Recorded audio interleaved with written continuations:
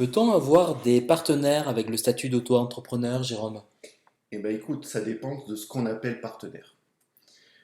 Si partenaire, tu entends associé, à ce moment-là, c'est non.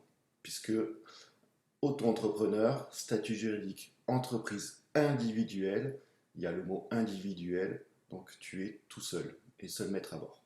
D'accord? Ensuite, si partenaire, tu entends salarié, tu as le droit.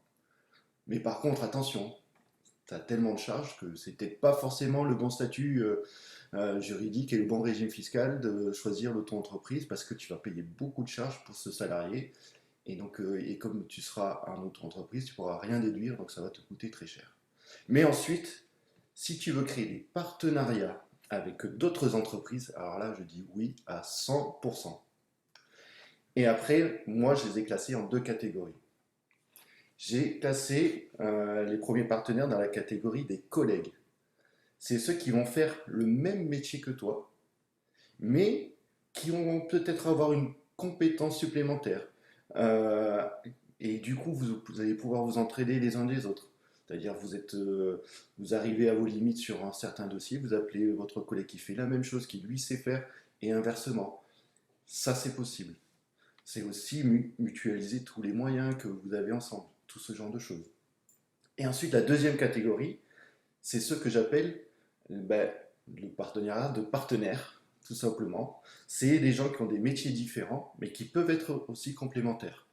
Je prendrai l'exemple, vous savez faire, vous faites de l'image, de l'audio, quelque chose comme ça, mais vous ne savez pas faire de montage, ben, vous allez prendre quelqu'un qui sait faire du montage.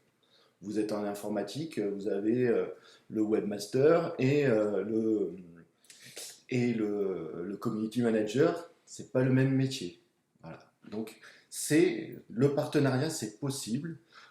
Après, il faut trouver des astuces pour pouvoir travailler ensemble, pour pouvoir se rémunérer tous. Voilà, donc se donner des limites au travers de contrats, de chartes, tout ça. Mais après, ça peut se faire aussi dans la bonne entente.